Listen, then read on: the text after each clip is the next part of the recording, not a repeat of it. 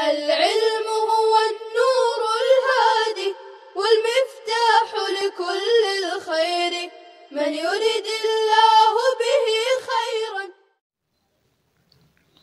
بسم اللہ الرحمن الرحیم. الحمد للہ رب العالمین والصلاة والسلام علی سید الانبیاء والمرسلین وعلی آلہ واصحابہ اجمعین. السلام علیکم ورحمۃ اللہ وبرکاتہ. عزیز طلبہ، آج ہم درس نمبر 123 کا آغاز کر رہے ہیں. دیکھیے اسکرین پر فصل فی الامر. الامر فی اللغت قول القائل لغیرہ افعل، وفی الشرع تصرف الزام الفعل علی الغیر. عزیز طلبہ، سب سے پہلے ہم امر کی مباحث کا خلاصہ جان لیتے ہیں. امر کی مباحث کو 5 عنوانات سے محفوظ کیا جا سکتا ہے. نمبر 1، امر کی حقیقت و موجب کا بیان، یعنی حکم کیا ہے. نمبر 2، آمر کا بیان، حکم دینے والے کا بیان کہ حکم کس نے دیا. نمبر 3، مامور اور مکلف کا بیان کہ حکم کس کو دیا گیا. نمبر 4، مامور بھی اور فعل کا بیان کہ مامور بھی کو کیا حکم، مامور اور مکلف کو کیا حکم دیا. نمبر 5، مامور فیہ اور وقت کا بیان کہ آمر نے مامور کو حکم کیا دیا، کب اور کس وقت کے لیے دیا. صاحب کتاب نے ان 5 عناوین کو 6 فصل میں بیان کیا ہے.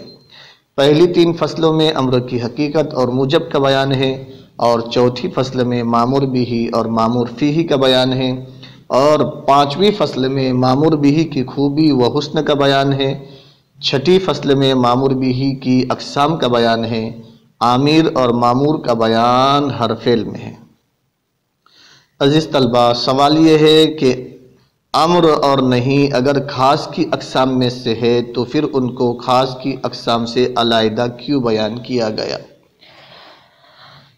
جواب، امر اور نہیں خاص ہی کی اقسام میں سے ہے. ان میں سے ہر ایک کو متعین معنی کے لیے وضع کیا گیا ہے کہ امر طلب فعل کے لیے اور نہیں ترک طلب فعل کے لیے ہے. اگرچہ ان کو خاص کی بحث میں بیان کرنا چاہیے تھا، مگر چونکہ امر اور نہیں اصول فقہ کی اہم مباحث سے تعلق رکھتے تھے کہ شریعت کے اکثر احکام ان دونوں کے متعلق ہے، اس لیے ان کو پورے اہتمام کے ساتھ علیحدہ علیحدہ فصلوں میں تفصیلاً بیان کیا گیا.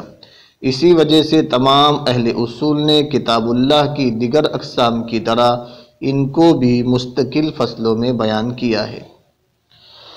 دوسرا سوال یہ ہے کہ جب امر اور نہیں دونوں خاص کی قسمیں ہیں، پھر امر کو پہلے کیوں بیان کیا گیا؟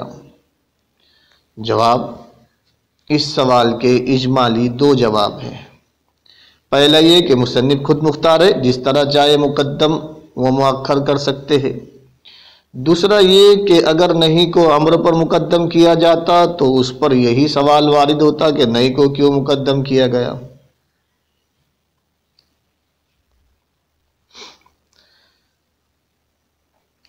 اس کا تفصیلی جواب عزیز طلبہ یہ ہے کہ محققین نے اس سوال کے متعدد وجوہ سے جواب دیے ہیں. نمبر 1، امر میں کام کرنے کی طلب ہوتی ہے جو وجودی چیز ہے، جبکہ نہیں میں کام نہ کرنے کی طلب ہوتی ہے جو عدمی چیز ہے. وجودی چیز عدمی چیز پر مقدم ہوتی ہے، اس وجہ سے صاحب کتاب نے امر کو نہیں پر مقدم کیا. نمبر 2، تمام موجودات کلمہ کن سے معرض وجود میں آئے اور کلمہ کن امر ہے، لہذا یہ بات ثابت ہوئی کہ امر پہلے ظاہر ہوا، اور جو پہلے ظاہر ہو تمام پر مقدم ہوتا ہے، اسی وجہ سے امر کو نہیں پر مقدم کیا گیا. نمبر 3، انسان کو سب سے پہلے امر سے خطاب کیا گیا، اسجدوا لآدم، آدم علیہ السلام کے سامنے سجدہ کرو. نمبر 4، بروز محشر حضور تاجدار انبیاء شفیع المذنبین حضرت محمد مصطفیٰ صلی اللہ علیہ وسلم سے رب تعالیٰ خطاب فرمائے گا، ارفع رأسک یا محمد، اسی طرح دیگر کئی وجوہات کی بنا پر امر کو نہیں پر مقدم کیا گیا۔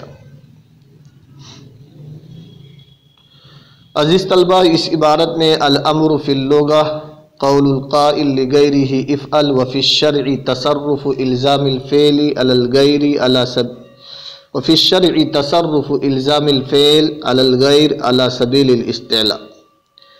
اس عبارت میں صاحب کتاب نے امر کی دو تعریف بیان کی ہے،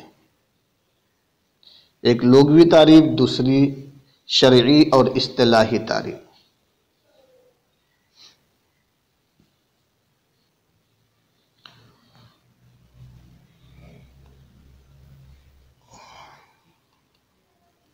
الامر فی اللغۃ قول القائل لغیرہ افعل۔ امر کی لغوی تعریف بیان کرتے ہوئے صاحب کتاب نے کہا قول القائل لغیرہ افعل، کہ کسی کہنے والے کا اپنے غیر کو کہنا تو کر، کسی شخص کا دوسرے سے یہ کہنا کہ تو یہ کام کر، اس میں قول بمعنی مقول یعنی بولا جانے والا لفظ ہے، کیونکہ امر بھی لفظ کے اقسام میں سے ہے، اور قول سے نبی کا فعل، اسی طرح طلب فعل پر دلالت کرنے والا اشارہ خارج ہو جائے گا کیونکہ وہ لفظ نہیں ہے۔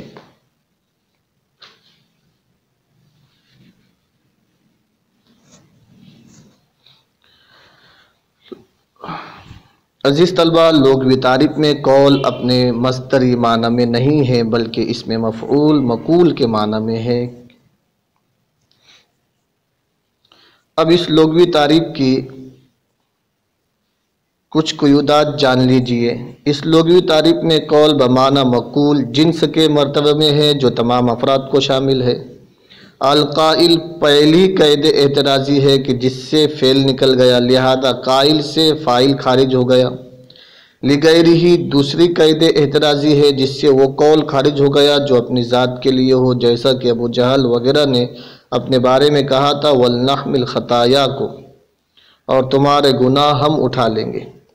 افعل تیسری قید اعتراضی ہے کہ جس سے نہیں اور امر غائب و متکلم کے تمام صیغے خارج ہو گئے۔ امر کو صرف امر حاضر ہی کے ساتھ خاص کرنا مصنف اصل شاشی کا مسلک ہے، جبکہ جمہور کے نزدیک امر حاضر کے علاوہ امر غائب، متکلم، معروف و مجہول، اسم فعل اور مصدر، قائم مقام اسم فعل سب امر کے لیے استعمال ہوتے ہیں۔ مصنف کے کلام میں افعل سے مراد فقط امر حاضر واحد کا ہی صیغہ مراد نہیں بلکہ تثنیہ، جمع مذکر، مؤنث، مجرد، مزید فیہ سب داخل ہے، کہ افعل سے مراد وہ صیغہ امر ہے جو امر حاضر بنانے کے معروف طریقے سے مضارع سے بنایا جائے۔ عزیز طلبہ، وفی الشرع تصرف الزام الفعل علی الغیر۔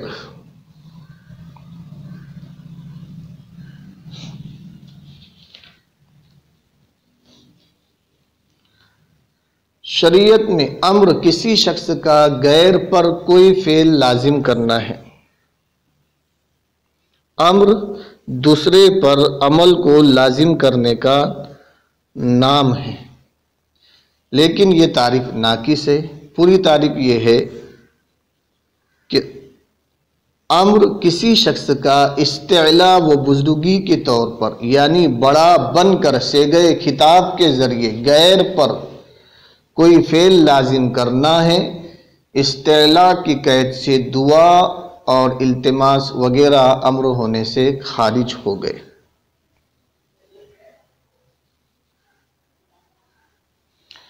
عزیز طلبہ، امر کی شرعی تعریف میں تصرف کی الزام کی طرف اضافت بیانیہ ہے کہ دونوں سے مراد ایک ہی ہے، وہ لازم کرنا ہے۔ اس تعریف میں فعل میں عموم ہے کہ یہ فعل زبان کو بھی شامل ہے، مثلا فقرؤوا ما تیسر من القرآن، اور فعل جوارح کو بھی شامل ہے، مثلا اقیموا الصلاۃ، اور علل غیر کی قید سے نظر خارج ہوگی، کیونکہ نظر غیر پر لازم نہیں ہوتی بلکہ اپنے اوپر لازم ہوتی ہے۔ امر کی شرعی تعریف پر یہ اعتراض وارد ہوتا ہے کہ اگر کسی شخص نے اپنے تابعدار غلام سے کہا وجبت علیک ان تفعل کذا، میں نے تجھ پر لازم کر دیا ہے کہ تو یہ کام کرے۔ دیکھیے یہاں غلام پر کام کرنا ضروری ہوا مگر یہاں امر تو نہیں۔ عزیز طلبہ، اس کے جواب سے پہلے ایک تمہیدی مقدمے کا سمجھنا ضروری ہے تاکہ جواب سمجھنے میں آسانی ہو۔ تمہیدی مقدمہ یہ ہے کہ یہ بات سب کے نزدیک مسلم ہے کہ مجازی معنی میں حقیقی معنی کا لحاظ ہوتا ہے، اسی طرح لغوی معنی شرعی معنی میں ملحوظ ہوتا ہے۔ تمہیدی مقدمے کے بعد جواب یہ ہے کہ شرعی تعریف میں الزام فعل سے مطلقاً فعل لازم کرنا مراد نہیں بلکہ صیغہ افعل کے ذریعے لازم کرنا مراد ہے۔ جو افعل لغوی معنی میں مذکور تھا وہی الفعل شرعی معنی میں بھی ملحوظ ہوگا، لہذا جو فعل افعل کے غیر سے لازم کیا گیا اس کو امر نہیں کہا جائے گا۔ لہذا جو فعل افعل کے غیر سے لازم کیا گیا اس کو امر نہیں کہا جائے گا۔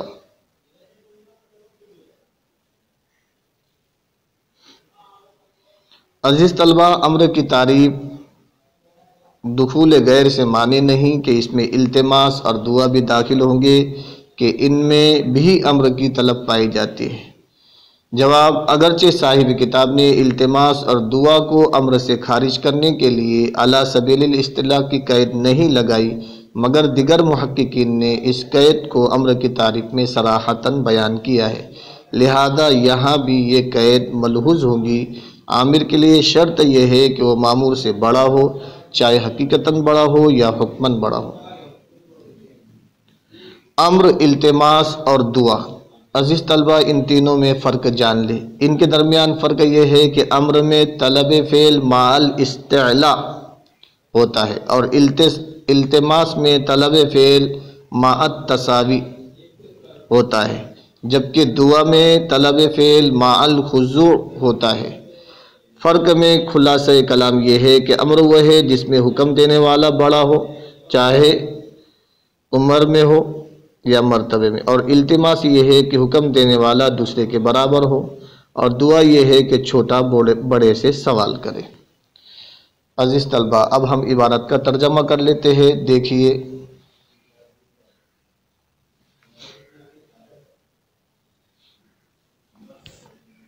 الامر فی اللغہ، امر لغت میں کہتے ہیں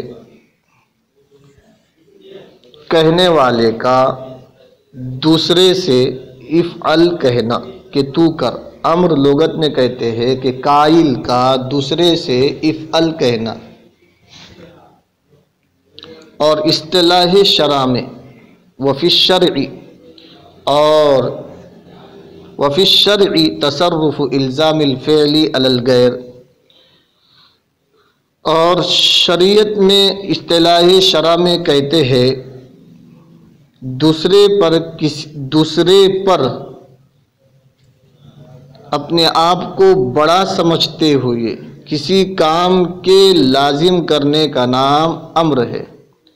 اصطلاح شرع میں دوسرے پر علی سبیل الاستعلاء اپنے آپ کو بڑا سمجھتے ہوئے دوسرے پر کسی کام کے لازم کرنے کا نام امر ہے۔